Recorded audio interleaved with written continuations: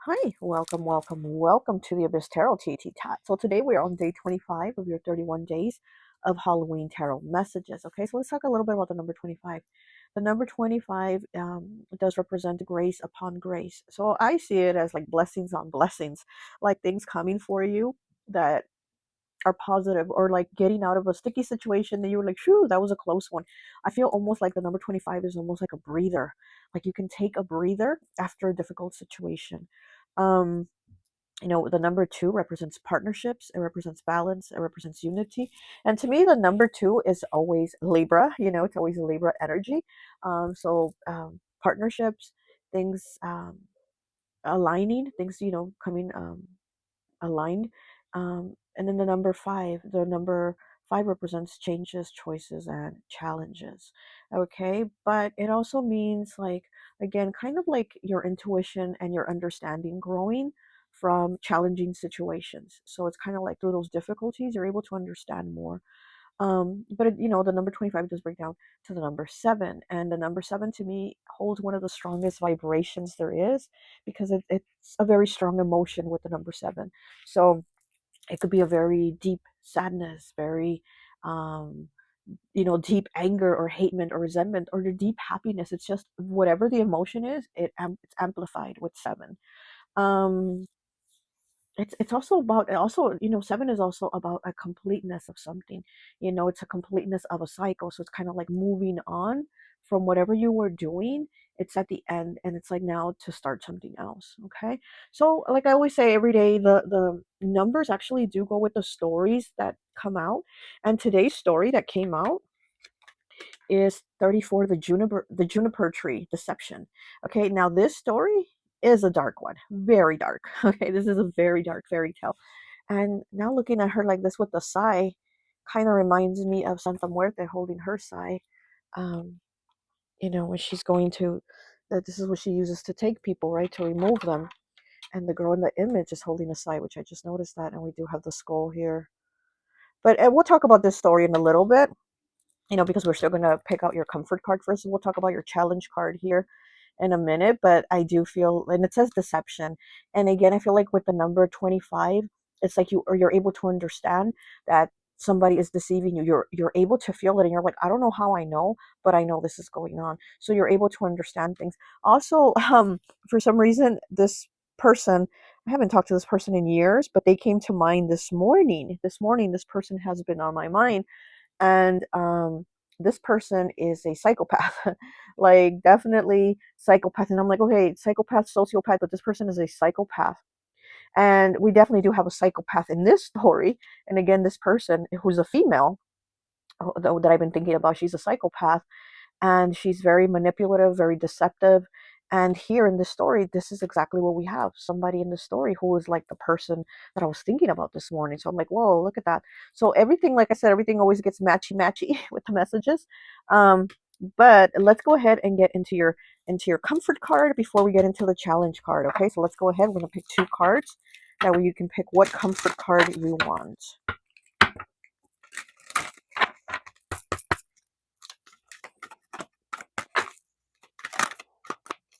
This one wants to come out, okay? And card two, please. Ooh, ooh, ooh. Card two, please. Okay, now let's put a charm on here. Let me pull a charm out of the box, out of the charm box. And what is this? Card number one will be this green mushroom. This little green mushroom charm for card one. Okay, let's go ahead and pull one for card two. Card two. Card two, please. And what do we have here? Ooh, what is this? Oh, it's a cat. I'm like, what? It's a cat. Oh, okay. We have a cat for card two. So for card one, we have the green mushroom, and card two, we have a cat. Okay. All right. So that is your comfort card to pick. Let's go ahead and talk about your challenge card a little bit, the juniper tree. So the story, like I said, this is a very, very dark one. It deals with a lot of subjects. We have, we have a psychopath in this story. We have a child that is suffering abuse. We have well, there's a lot of things going on here. But anyways, so the juniper tree is the story of this wealthy couple who really wanted a baby. They really wanted a child. They had no kids, and the woman really wanted a baby. And one day in the winter, as there's snow on the ground and she's outside in front of her juniper tree, she is peeling an apple and she's really wishing to have a baby. And as she's making this wish and peeling her apple to eat, she cuts herself with a knife as she's peeling it, and some drops fall on the floor right by the juniper tree. Some of the her blood falls on the floor, and it's on the snow too. And she thinks to herself, "I want a baby as white as the snow." I know how racist, huh? She says, "I want a baby as white as the snow and as red as blood." And then, she cuts her apple, whatever. She 3 months later, she's pregnant, and she eats berries from the juniper tree, and she has a vision of herself passing away. So she tells her husband, "If I pass away, bury me under the juniper tree." So she has her baby. She's happy. She has a little boy. Her and her husband are so happy. They finally got the baby they wanted. She's a good mom. They're real good. Everything's happy. A few months later, she does pass. So what she had seen, that vision of herself passing away, it does come to pass. And her husband does end up burying her under the juniper tree. And he ends up taking care of the baby, his son, by himself. But like in all these stories, his grieving doesn't last very long, and he remarries. And he remarries an evil woman, a psychopath, okay? And they together end up having a daughter, a little girl who we'll call Marlene, because I can't pronounce the name. We'll call her Marlene. And so the stepmother is very abusive to the little boy. She really does not like him, and she thinks, when my husband dies, his son is going to inherit everything from his dad.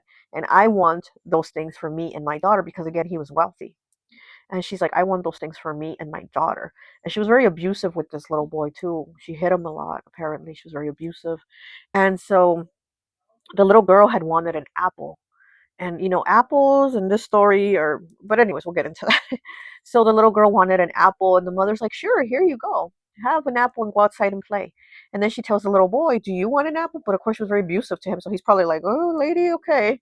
And she tells him, do you want an apple? And he says yes. And she says, okay, go get it yourself from the, I guess they were like in this metal box, and who had the box had like a really big heavy lid.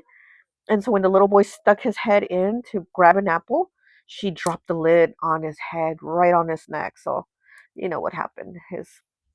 He became unalived. And so his head even came off. And what she did was she bandaged his head back up to his body. And then she sat him outside. She sat him outside on a chair to make it look like he was just sitting there chilling.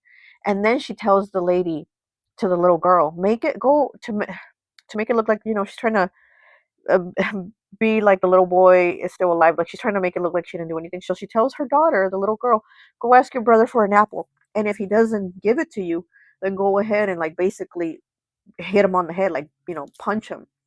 And the little girl didn't want to, but again, the little girl was probably used to her mother giving her orders to abuse the brother. And she probably frequently saw the mother abuse her brother. So the little girl goes up to the brother. She loved her brother. She asked him for an apple, and he didn't respond because, of course, he's not alive. And he didn't respond. And she's like, "Can I have an apple, please?" And he's just not responding. He's just sitting there. So the mom says, "Do what I told you. Go ahead and punch him in the head." And the little girl didn't want to, but the mom was like, "I told you, punch his ass in the head. He didn't give you the apple." And the little girl, of course, had to. She had to obey. So she punched him in the head. So when she punched him in the head, his head came off because of course the lady had already, and the little girl started crying and screaming, and she thought she had done it. She thought it was her. The mom put it on the daughter basically to make it look like, look, you did this to him. So the little girl was scared and crying. She's like, I didn't mean to. I didn't want to hurt him. And the mom was like, well, you did it. You done punched him so hard his head came off, right? And so the mom said, don't worry. Before your dad gets home, I'll figure something out. That way he doesn't know that it was you. Don't worry. And the little girl was like crying and like, okay, her mom was supposedly going to help her not get in trouble for doing that to her brother. But of course, it wasn't even her. So the mother this psychopath ends up cooking the little boy into a stew. She makes him into a stew. And when the man gets home, he says, where's my son? And she's like, oh, he went to his uncle's house. He went to your wife's brother's house or something like that. So he's over there. He's going to stay over there a couple of days or whatever. And he was like, oh, okay. So she serves her husband the stew of his son. And he was like, wow, this is delicious. This is so good. Can I have seconds? She gave him seconds. She gave him thirds. He was just loving it. He was loving that stew. And she made the little girl eat it too. And the little girl knew what it was and she didn't want to eat it. But of course, her mom made her. The little girl had to eat the stew too, also knowing what she was eating. And once everybody was done eating, they ate their stew. Oh my gosh, you hear that? It's the neighbors revving up their stupid truck. Oh gosh, I hate them. Okay, so once everybody was done eating, the little girl gathered all the bones, from the stew, her brother's bones, put them in a handkerchief, in a white handkerchief, and buried the bones underneath the juniper tree. Now, after that, the little girl cried there at the juniper tree. Her tears were coming down, and she was crying for her brother and crying for what happened and what she thought she did to him. And then what her mother did was cook him, and then she had to eat him along with her dad, but the dad not knowing. And she's crying, and out of that, those tears on the ground and the dust and everything, comes out this white bird, a white dove, I guess. And he's very beautiful, and he's singing, and then he leaves, the bird leaves, and he goes all over town singing. Now we know birds don't talk, but this bird could talk, and he was singing, and he was telling everybody in town with singing, with beautiful words, with music, that um, my mother killed me, and my father ate me, and my sister, who loves me, buried my bones under the juniper tree. Basically, he kind of kept repeating those lines, but in song, telling everybody in town. And some of the people that really liked the song was a goldsmith, so he gave the bird a gold chain because the song was so beautiful. Gave him a gold chain. And then also, again, because he went all over town singing it to everybody, a shoemaker really liked it, and he gave the bird a little pair of red shoes. And then another person that really liked the song was a miller, and he gave him a big old bundle of millstone. So the bird goes back to the house, back to the juniper tree, and he's singing. And the dad's there, like, wow, this bird is singing so beautiful. And wow. And the bird gave the dad the gold chain. And he was like, wow, look, this bird is singing. And he's gave me a gold chain. And the little girl was there with her dad when the bird was there. And the bird gave the little girl the little red shoes. And she was so happy. It was the first time since her brother, all this happened with her brother, that she was actually able to smile again. It was the first time that she stopped crying and was able to smile again. And then the lady, the mother, was so enraged, and she says she was so angry and she wasn't feeling good. She felt really hot inside. And when she came out saying, what's going on out here? Husband and daughter, what's going on with this bird singing? What's going on? Like, what's all this racket about?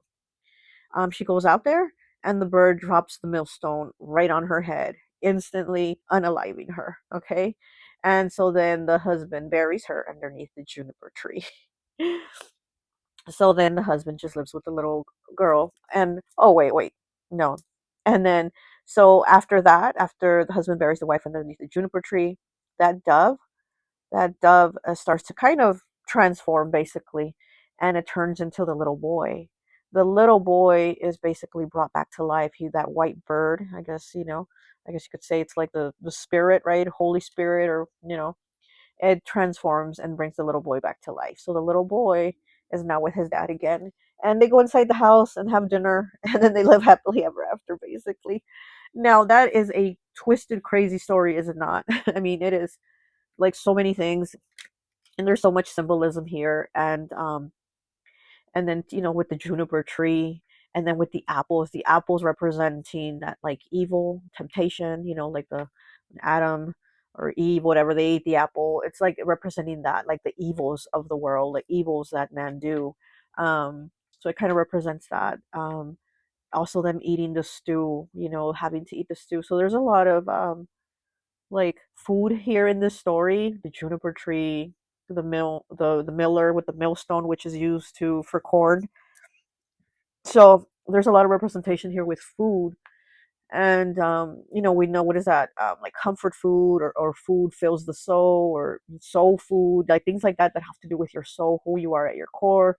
So they're here with it being deception. It's like we know that that woman that his the little boy's mom, the little boy's mom, the little boy's dad married was pure evil. Like we know she was at her core, she was just an evil person, you know.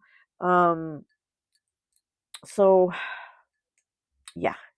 Okay, so let's go ahead and read it from the book and see what the good book tells us, okay, about the juniper tree. But this fairy tale definitely does, like, you can dissect it because there's so many parts to it that you can just dissect. And there's so much meaning in it, and it's such a dark story, but it also makes me be like, well, people are dark, right?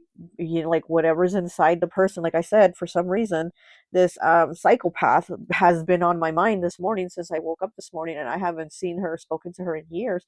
And then we get this story, so it's like there's definitely people out there masking like they're good people, like they care, and that's all it is. It's just, it's like a pretend of emotions, and it's not real. So there might be people like that in your life, right? You could have someone like that in your surroundings. Let's go ahead and take a look at the story. Okay, here it is. So we have the juniper tree deception. Okay, stepmother, she killed me. My father, he ate me. My sister, Marlene, gathered all my bones, tied them with a silken scarf, laid them beneath the juniper tree. This terrible and beautiful story begins with a woman standing beneath a juniper tree in her own garden, wishing with all her heart for a child, as red as blood and as white as snow. She has a premonition of her own death, and asks her husband to bury her beneath a juniper tree. She then grows and swells with child, and gives birth to a son, red cheeked and white skinned. She holds him to her, feeds him with love, and then, after the third day of her life as a mother, she passes gently from this world. So, after 3 days after having given birth, she is buried beneath the juniper tree, and her husband, who loved her dearly, grieves hard but cares for his child. After his grief lifts, of course, because it always does, right? After his grief lifts, he gets a new wife, and she gives birth to a daughter called Marlene. I'm saying Marlene because I cannot pronounce the name. In time, the new wife resents the boy, for he will inherit the father's house and money, and she wants this for herself and for her own child. One day, her resentment festering inside her, she offers her daughter an apple and sends her out to play. She becomes filled with evil and calls in her stepson, her mind twisted with anger and righteous hatred for the boy, who she sees as her downfall. She offers him an apple too, telling him inside it is inside a box with a heavy lid. He reaches into the box, and she brings down the lid on his tender white neck, severing his head. She then takes a bandage and ties his head back to his body. She calls Marlene in, telling her to ask her stepbrother for an apple, and if he does not give her one, she is to box his ears. Marlene asks sweetly for the apple from her dead stepbrother, and having no response for her pleas, she strikes him. And as his head falls to the floor, she cries in anguish, believing she has killed her brother, and runs to her mother, who tells her she will make it all right. Marlene nods, weeping for the loss of her brother, frightened she will be punished and her soul condemned for the murder. See, there's a lot about that, like what is inside the soul, really, because, like I said, there could be a lot of people, and it's just a pretend of emotions, and it's not who they are. Okay, she will be condemned for the murder that she believes she has committed. When the father returns home, the stepmother tells him the boy has gone away for some time with his uncle, and then serves the husband a stew made of the boy's body. Marlene, weeping quietly, is also forced to eat the stew.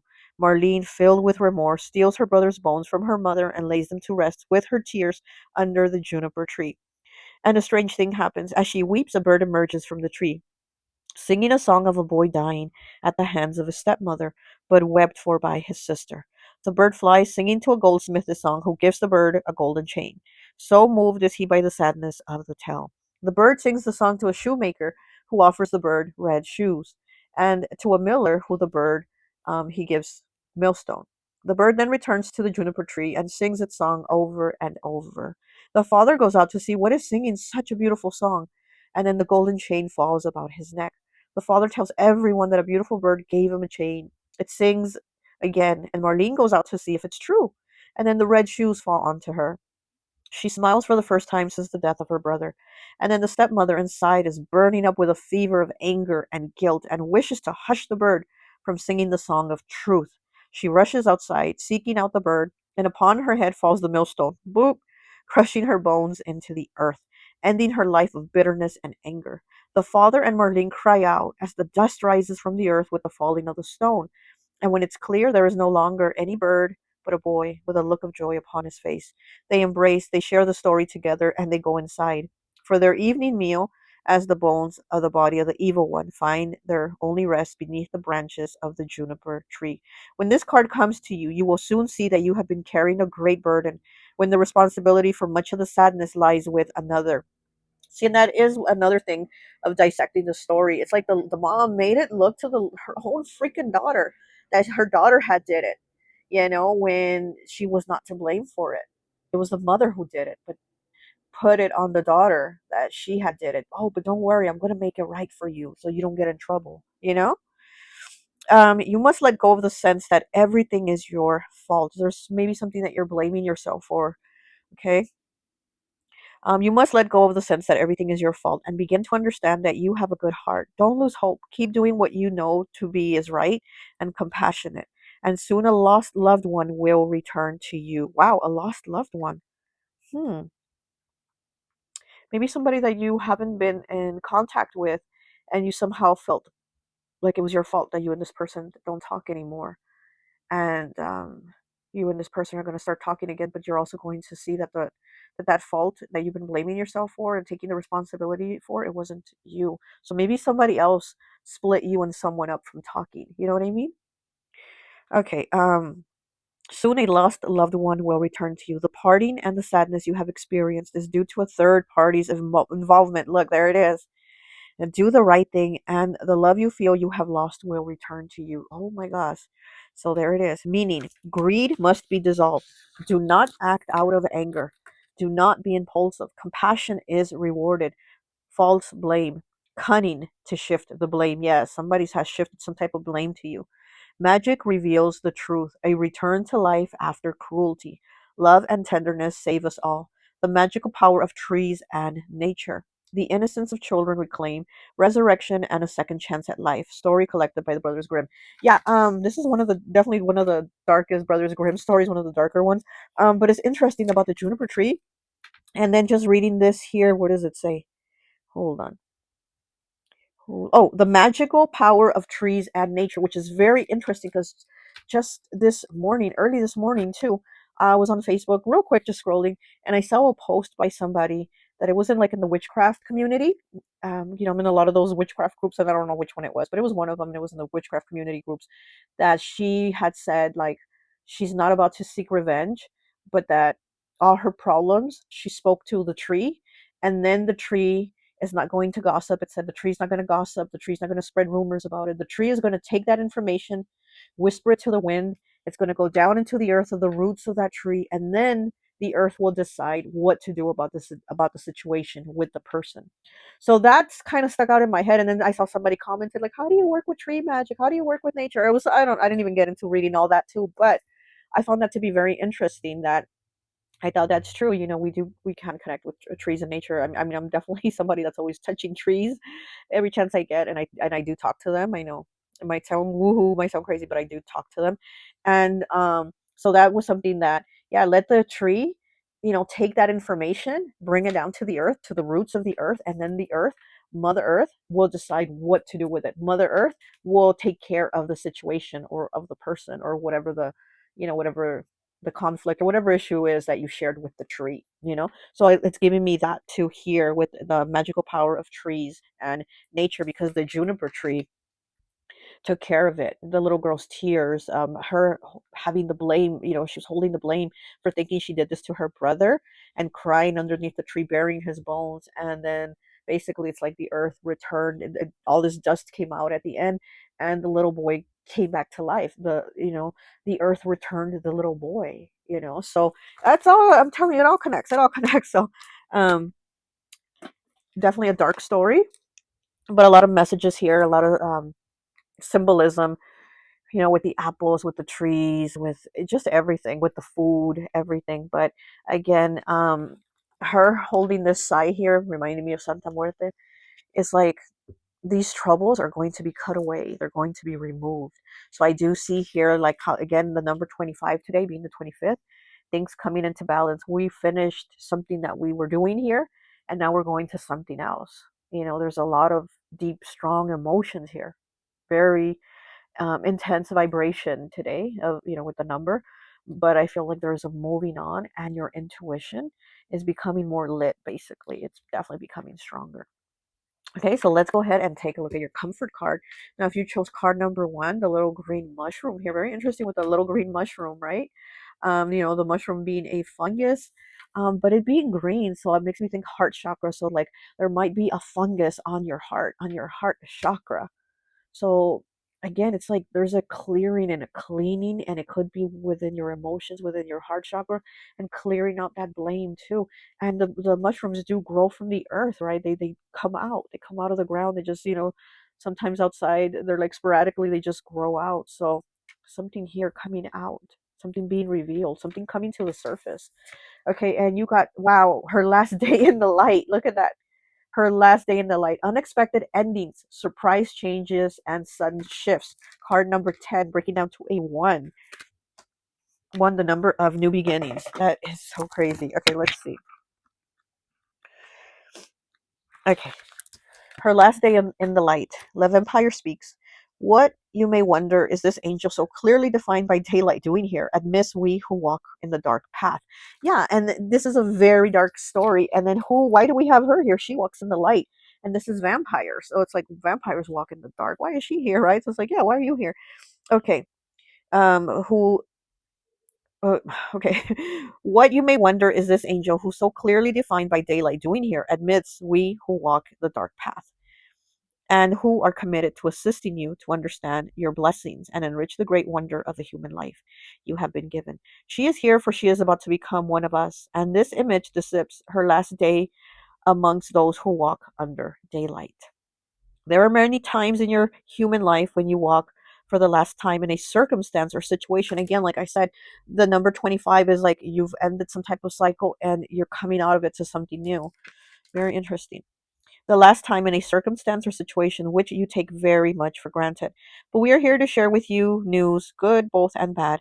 The news that a time is coming to an end, and a great source of security may be about to finish for you, and it will soon be your turn to have a hardship that only you can bear, and become heroic in the undertaking. There is no cause for you to fear, though being human, you will fear. It is time to understand more of what you have avoided, and what circumstance soon to come you will teach you. You will not lose anything that you cannot bear, although it is a sacrifice and it shall be difficult, and at times you will struggle. But the ending must take place for you to come to an even greater illumination at a later time. For the angelic nature within you to grow, you must endure something that will temper you at the finest sword of the Archangel Michael. So, yeah, so again, it's like going through something difficult that makes you understand more, that makes your intuition even be more heightened, more aware. And you're like, I don't know how I know, but then also because you've gone through things, you're able to have an understanding. Like here, very much, very dark story, right? Going through things, but then the little boy was able to come back, had that second chance. He resurrected, and then he told his dad all about what happened. And so it's like he had that second chance at a new beginning. You will become again one who walks in the miracle of the light, of color, of the creatures who live amongst the rays of light that stream from the noble sun. But soon you will go into the night of your soul, and you will confront parts of yourself that cannot be seen by the light of the sun. They can only be found as they shine in the dark. So soon you will return one day to the song of the birds, to the hope of the robin, and to the faith you may have lost for a time. It will be yours again. And if you're already within this dark time and this card emerges, then soon you will walk again into the light.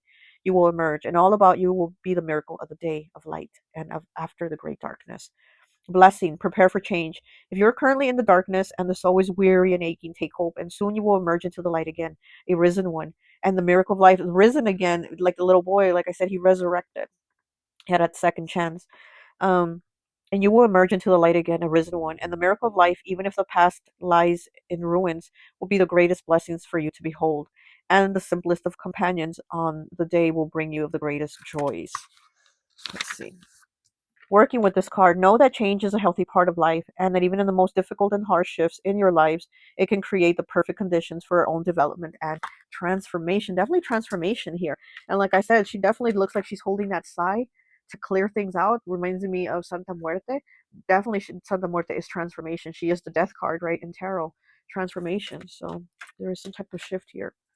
Okay, so if you chose card number 2, this cat, This, I couldn't figure out what it was, but it is a cat.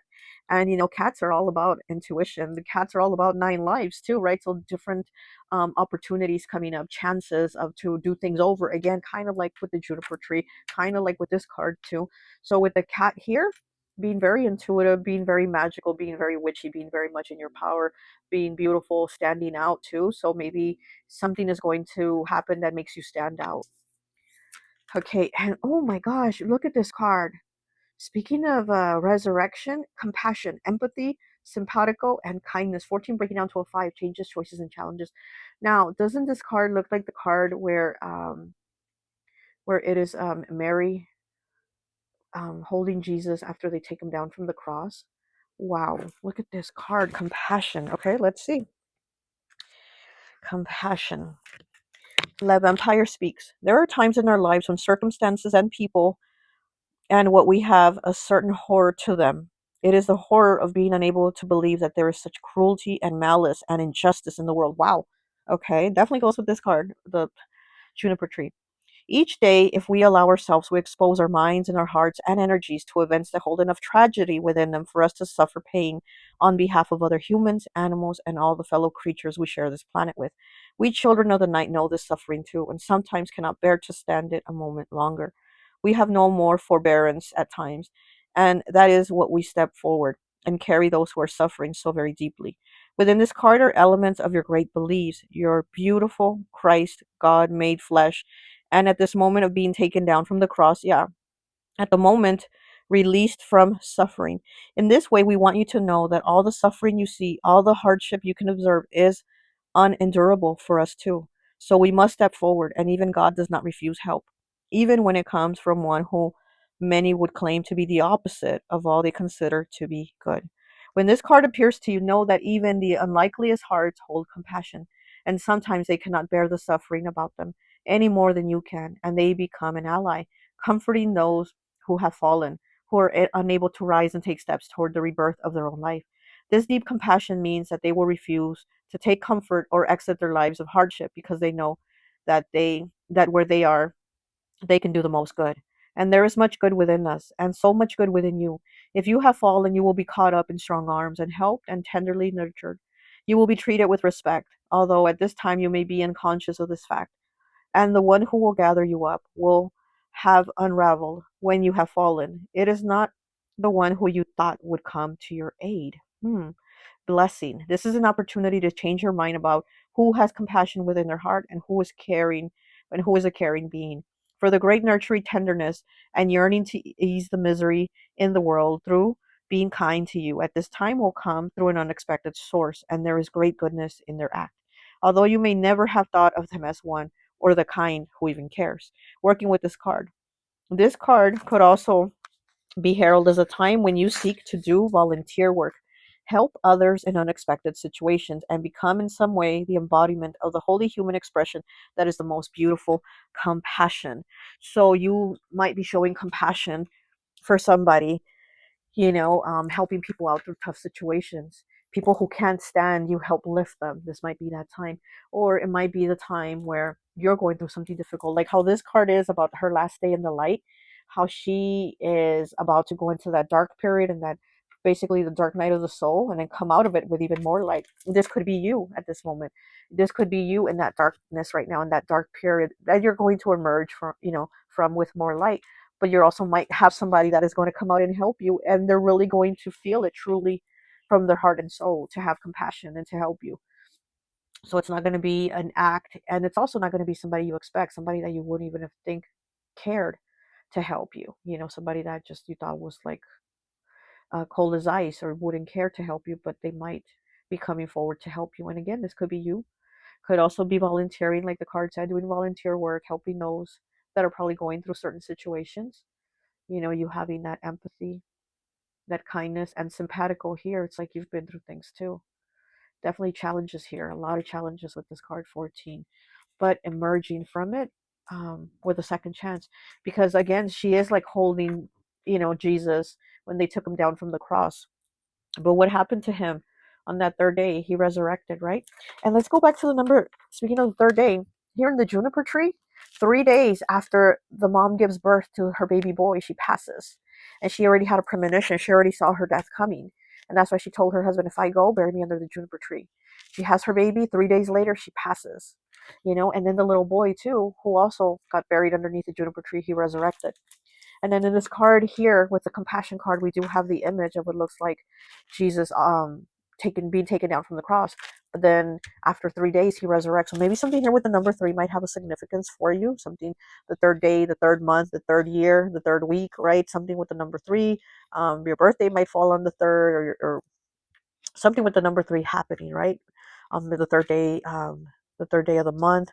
But with the compassion here, I do feel like something about a second chance here. Like there is a shift here, and maybe you might be getting a second chance or giving somebody a second chance. But also, I do feel like with the number 25 in this card, it's like your intuition, like I said, is like more lit. You're more aware of who is being deceptive and who is truly coming from a place of kindness, right? Who has shifted.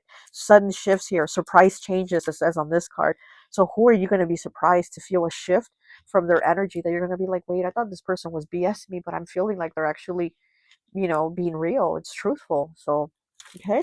Wow, I know I really went on long today, but there's a lot going on, especially with this story, because like I said, it's a very dark story. If maybe you want to read it, if you want to read the story, look it up online. I'm sure there's a lot of different versions of it, little twists and turns, but it is a very dark story with a lot of symbolism. So, but anyways, I hope this message resonates. I hope you have a great day today, okay? And I will talk to you later. Bye.